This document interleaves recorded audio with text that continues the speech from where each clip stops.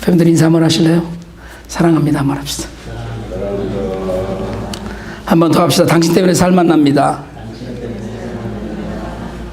네, 오늘 몸이 좀 안 좋아서 못 나오신 분들이 여러분 계셔서 기도가 많이 필요한 때인 것 같습니다. 예수님께서 사마리아 땅 수가성 인근의 우물에서 만난 여인이 있었죠. 아무도 그 인생을 좀 심한 말로 사람 취급해 주지 않고 왕따시켜서 심지어 우물물에 물을 들어 나올 때도 사람들이 우물가에 없을 때를 맞춰 나오는 그런 여인이었습니다. 우리가 이야기를 많이 들었던 이 여인은 사람들을 만나기를 꺼려했는데 예수님께서는 유대인들이 피하는 사마리아 땅을 굳이 들려가시면서 만나셨어요. 그러니까 예수님이 이 여인을 만나신 것은 우연히 만난 것이 아니라 주님께서 의도적으로 사마리아에 들려서 여인을 만나신 것입니다. 여인에게 마실 물을 달라는 당시로서는 파격적인 접근을 하셨죠. 그래서 여인과 이야기가 시작되었고요. 그리고 여인에게 남편이 5이 있었는데 지금 남편도 혼인한 남편이 아니라는 것까지 말씀을 하셔서 여인은 이분을 예언자라고 확신했습니다. 그래서 얘기의 주제를 바꿔요. 남편 5번째 남편의 주제에서 예배에 관한 주제로 이야기를 옮겨갑니다. 오늘 우리가 읽은 본문의 20절은 그래서 나온 이야기거든요. 여자는 목마른 인생을 살면서 예배에 대한 갈증도 있었을 텐데 우리 조상은 여기서 예배를 드려야 된다는데 유대인인 당신네들은 예루살렘에서 예배를 드려야 된다고 이야기를 합니다라고 물어요.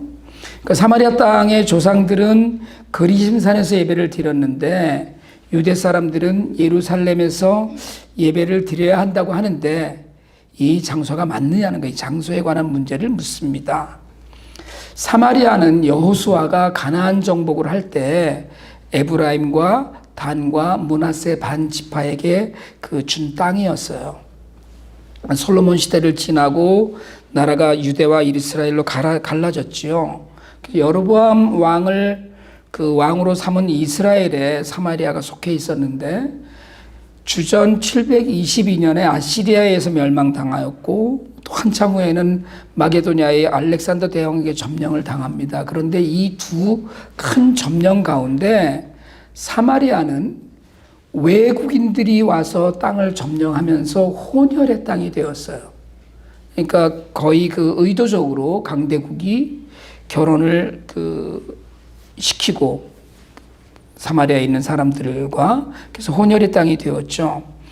그러니까 이 혼혈의 땅이 혼혈인들로 가득 찬 사마리아 땅을 유대 사람들은 이방인만도 못하게 취급을 했어요. 그래서 아주 사마리아는 쳐다도 보지 않고 그 땅으로 가지도 않았습니다. 근데 사실은 그렇게 혼혈의 땅이 되어서 유대인들에게 버림받고 멸시당하기 이전에도 사실은 유대와 이스라엘이 갈라질 때 여로보암 왕이 예배를 예루살렘 성전으로 자기 백성들이 내려가서 제사를 드리다가 보면 결국은 다시 나라가 합쳐지거나 하는 일이 발생을 할까봐 이스라엘 백성들, 그냥 북이스라엘의 백성들이 남유다로 가는 것을 막기 위해서 금송아지를 만들어서 베델과 단에 두어서 제사를 지내게 했습니다. 그러니까 그런 역사를 갖고 있다가 이스라엘과 유대가 멸망한 후에 하나님 말씀대로 유다 백성들이 다시 돌아오면서 다시 성전이 세워졌지만 사마리아 사람들을 유대 백성들이 짐승 취급을 하면서 성전의 접근을 막으니까 그리심산에다 성전을 짓고 그곳에서 계속 제사를 드렸어요. 그러니까 수백 년 동안 이 사마리아 사람들은 그리심산의 성전이 진짜다. 이게 정통성 있는 예배당이다라고 주장을 하고 유대 사람들은 예루살렘을 사수하게 됩니다. 이런 배경 가운데서 묻는 거예요. 이 산은 그리심산인 거거든요. 장소를 물었어요. 이 산이 맞나? 아니면 예루살렘이 맞나? 그러니까 예언자이신 선생님은 아실 거라고 생각을 한 거예요. 근데 말씀드렸듯이 자신의 삶이 고단했던 여인은 예배에 대한 갈증이 있었을 것이고요. 묻고 싶고 알고 싶었는데 마침 기회가 온 거예요. 여러분, 질문하는 신앙은 꼭 필요한 것이고, 그리고 질문하는 신앙은 귀한 것입니다.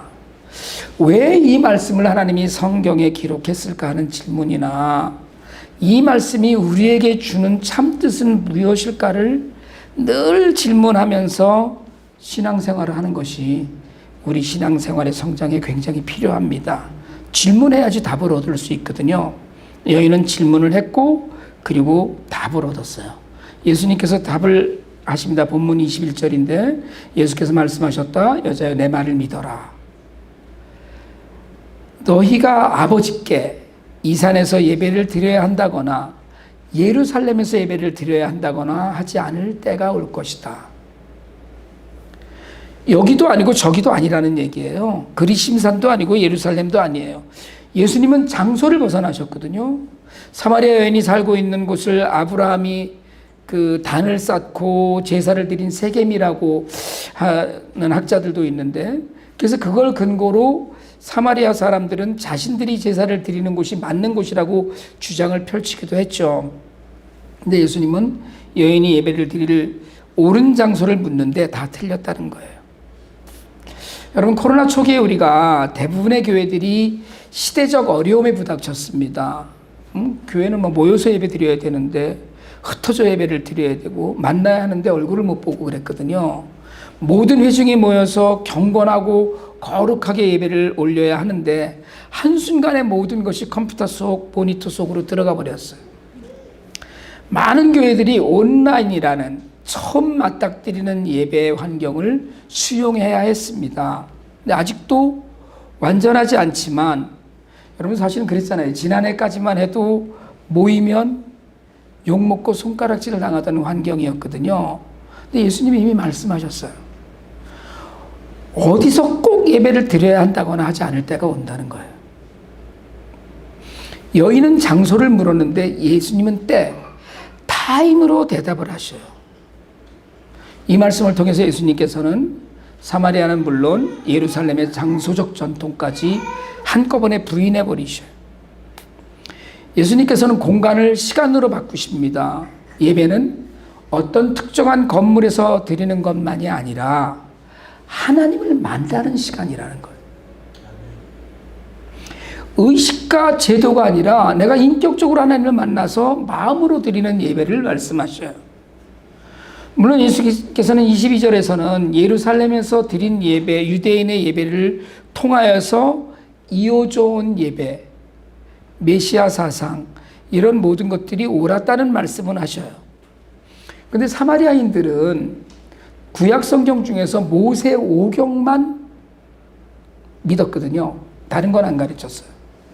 다른 성경은 접근도 못하게 했고요. 그래서 이걸 사마리아 오경이라고까지 이야기하는데, 왜냐하면 다른 성경을 덧붙이면 사마리아인들이 드리는 그리심산에서 또는 베델이나 단에 세운 제단이 그 예배가 정통성을 잃게 되기 때문에 모세 오경만 가르쳤어요. 그러니까 예수님께서는 사마리아 사람들이 알지 못하는 걸 예배한다고 하셨거든요.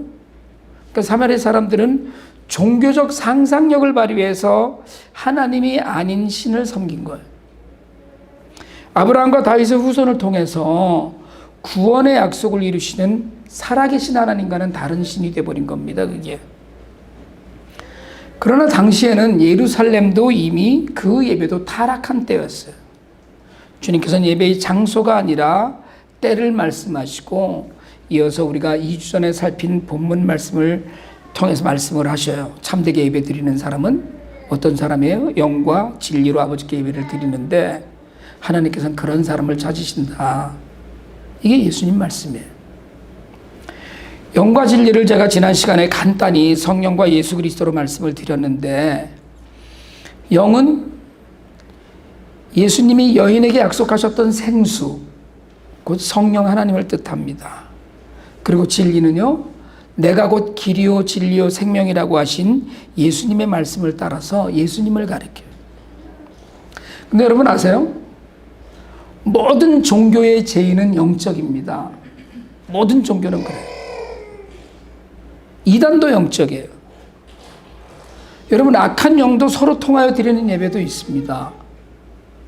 그러니까 영적인 이적이 일어난다고, 영적인 활동이 활발하다고 그것이 하나님이 말씀하시는, 성경이 이야기하는 예배는 아니에요. 이걸 우리가 잘 분별해야 되거든요. 막 뜨거운 불길 같은 역사가 일어난다고 해서 그것이 다 하나님이 역사하시는 그런 예배가 아니라는 거예요. 아픈 사람이 살아나고 죽은 사람이 살아나고 병이 고쳐진다고 해서 그것이 하나님의 역사가 아닐 수 있다는 이야기. 하나님이 찾는 참된 예배자는 성령의 인도하심을 받고 이에 더해 진리로 예배를 드려야 합니다. 진리는 예수 그리스도를 말하고 십자가와 부활을 이야기합니다. 우리 예배에 십자가와 부활이 빠지면 그럼 예수 그리스도의 생명이 빠지는 거고요. 그러면 어떤 일이 일어날까요? 우리 예배에서 예수 그리스도가 빠지면 사탄이 안심해요. 사탄이 너무 기뻐합니다. 제가 여러 차례 이런 말씀 드리는데 예배가 온전하지 않으면 사탄이 너무 기뻐하는 거예요. 너 예배 갔다 왔어? 그래, 난 너 믿어. 이러는 거예요. 난 너 믿는다는 거예요. 난 괜찮아. 내가 열심히 교회를 가도 괜찮아, 나는. 이게 사탄의 반응이라는 거예요. 그럼 우리가 두 손을 들고 감격의 찬양을 드렸어도 예수 그리스도의 십자가가 없으면 아무것도 아닙니다. 내가 죽고 그리스도로 사는 부활의 믿음이 없으면 정말 아무것도 아니에요. 우리가 진리로 예배한다는 것은 진리이신 예수님을 따라서 그 가르침을 따르고 그 삶을 본받는 거예요. 예루살렘에서 예배를 드린다고, 그리심산에서 예배를 드린다고 하나님이 받으시는 게 아니라는 거예요. 사마리아 여인도 그 삶이 어떠했든지 그리심산에서 예배만 드리면 된다고, 다 된다고 믿고 있었어요.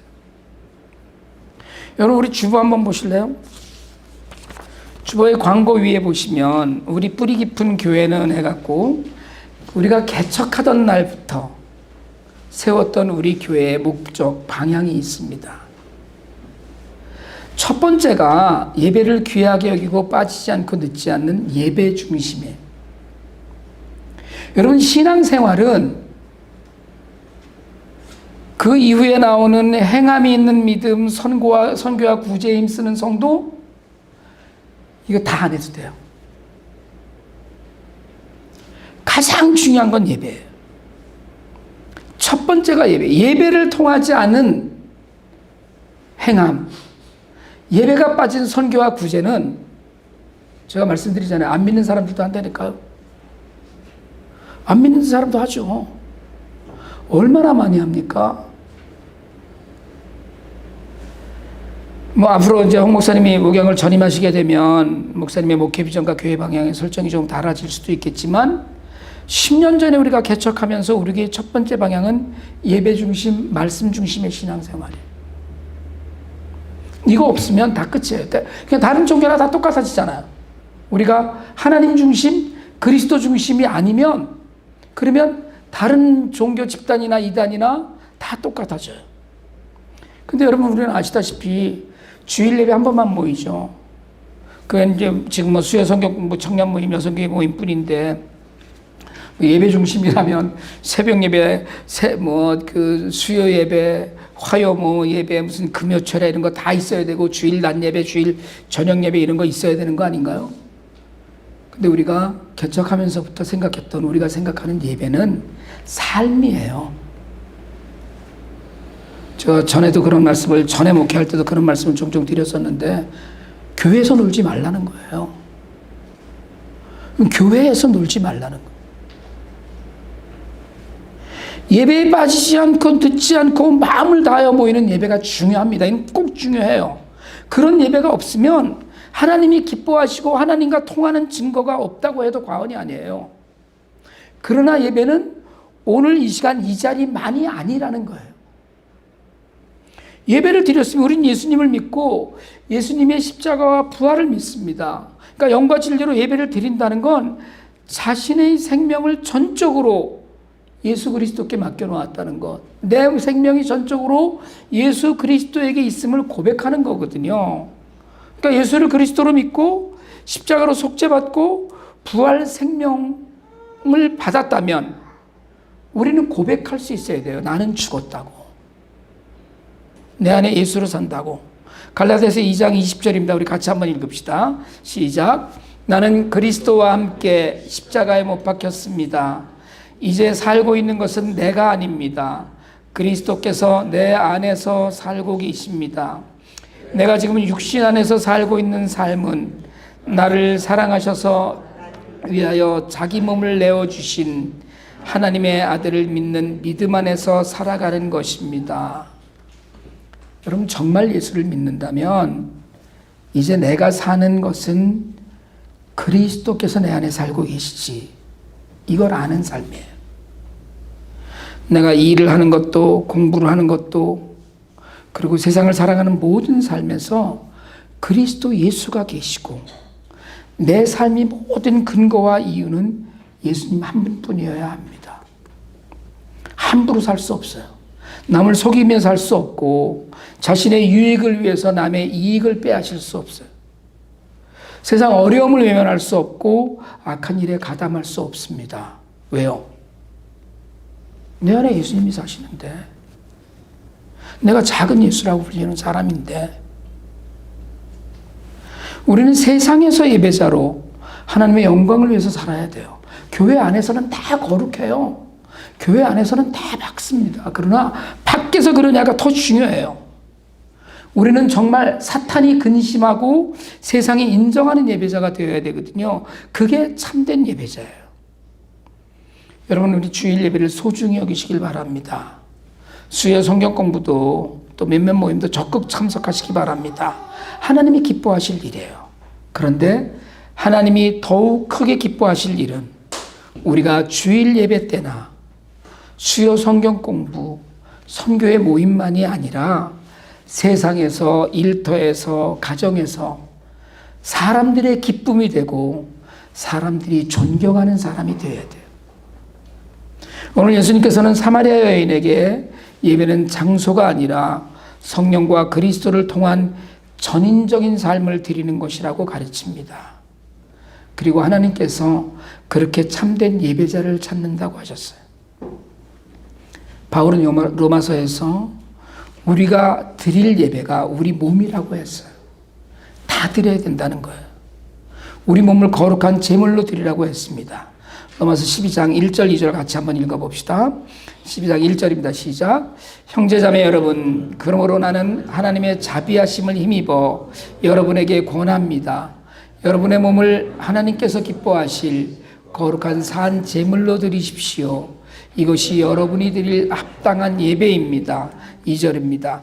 여러분은 이 시대의 풍조를 본받지 말고 마음을 새롭게 함으로 변화를 받아서 하나님의 선하시고 기뻐하시고 완전하신 뜻이 무엇인지를 분별하도록 하십시오. 직장에서 내가 예수님 대표다. 학교에서, 가정에서 내가 예수님을 나타내는 사람이라고 믿고 사는 사람은 우리 삶을 거룩한 제물로 드리는 사람이에요. 삶이 곧 예배인 이유입니다. 여러분, 모여서 예배 드리는 것도 중요해요. 그게 없으면 우리가 정말 힘을 얻고 하나님과의 교통하는 그런 기쁨을 누릴 수가 없어요. 주님도 말씀하셨잖아요. 두세 사람이 모인 곳에 내가 있겠다고 하신. 그러니까 하나님을 마음으로 찬양하고 믿음의 고백으로 헌금을 드리고 공동체의 가족 같은 교우들과 교제하는 모든 일이 예배자의 삶의 기본이에요. 찬양하면서도 딴 생각이 머릿속에 있고 감사함 없이 헌금 드리고 그래서 뒤에서 좋지 않게 생각하면서도 앞에서 웃는 교제를 나누고 이런저런 생각에 골몰하는 예배는 당연히 하나님께서 받지 않으시겠지만 더불어 생각할 건 세상에서는 어떤가 하는 거예요. 모여서 예배드리고 나가서 예배자로 사는 일이 더 중요한 거거든요. 예수님께서 말씀하셔요. 아버지께서는 이렇게 예배를 드리는 사람을 찾으신다. 하나님 아버지께서 찾는 예배자는, 참된 예배자는 영과 진리로 오직 예수 그리스도로 사는 사람입니다. 여러분, 우리 설교하거나 예배하면서 그런 얘기 많이 하거든요. 은혜 많이 받으세요, 이렇게 얘기해요. 설교 끝나고 나가면 목사님 오늘 말씀에 은혜 받았습니다. 근데 은혜를 받으러 오는 것이 첫 번째 목적이 아니에요. 예배는 은혜 받으셔야죠. 은혜를 받았다면 말씀대로 확 달라진 삶을 살아야 되거든요. 근데 말씀은 들었는데 은혜는 받았다고 인사는 했는데 나가서 사는 모습은 그게 아니면 아닌 거예요. 설교를 듣는 것이 예배의 가장 큰 비중이 아닙니다. 예배는 하나님을 사랑하고 하나님 때문에 기뻐하고 하나님과 교제하면서 하나님의 기쁨이 되는 것이 먼저예요. 내가 오늘 은혜를 많이 받아야 돼. 난 은혜가 필요한 사람이야. 맞아요. 그것도 필요해요. 그러나 내가 하나님 한 분 때문에 기쁘고 하나님 한 분 때문에 기뻐서 너무 기뻐서 뭘 어떻게 해야 될지를 모르겠고 하나님이 나를 보시면 너 정말 내가 너 때문에 너무 기쁘다 이러시고 있는지 이게 예배여야 되거든요. 하나님 우리 안에 계시는 것이고 그 구원의 감격을 감사로 돌려서 찬양하는 거예요. 그래서 주일 예배가 끝나고 나면 그 기쁨으로 세상을 섬기는 것이 참된 예배입니다. 2주 전에 우리 본문 23절 24절 말씀으로 사람이 이 땅에서 사는 목적에 관해 말씀을 드렸죠. 우리의 삶의 목적은 하나님의 기쁨이고 영광이에요. 하나님의 기쁨은 예배입니다. 참된 예배자로 주일 예배의 자리에서 하나님을 기쁘게 해드리고 그리고 우리가 은혜를 누리고 능력을 얻는 거예요. 그리고 세상에서 나 때문에 사람들이 예배자의 참된 모습, 나 때문에 그리스도의 향기를 만나게 되는 것입니다. 내가 아니면 누구도 무엇이 예배자의 삶인지 보여줄 수 없어요. 예배 공동체 안에서, 가정에서, 직장에서, 학교에서, 친구들 간의 모임에서, 우리가 만나는 어떤 모임에서든지, 심지어 공동체가 아니더라도 길에서 우연히 만나는 사람들에게라도 여러분 우리가 참된 예배자임을 인정받아야 합니다. 그 인정은 가까운 사람에게 먼저 받아야 돼요. 제가 아는 집사님이 남편이 아주 너그러운 분이에요. 그런데 안티예요. 예수는 환상이다, 가공이다 뭐 이렇게 얘기하는 분이에요. 집사님이 열심히 교회를 눈물로 기도하고 새벽마다. 근데 친정 부모님도 예수를 안 믿었어요. 어머님이 돌아가실 때까지 예수 안 믿고 돌아가셨어요. 병실에서 어머님 붙들고 엄마 예수를 믿어야 돼. 그래야지 천국에서 나를 만나지. 그렇게 엄마를 전도했어요. 돌아가신 어머님이 얘기하셨어요. 난 네가 교회 안 갔다 오는 게 더 좋았다. 교회 갔다 와서 성질 낼 거 다 내고 남편 긁을 거 다 긁고 어머님 그러고 돌아가셨어요. 새벽 예배, 수요 예배, 금요 철야, 주일 예배 다 참석하고 교회 그 행사에 다 쫓아다녔는데 가족이 인정을 안 해줬어요.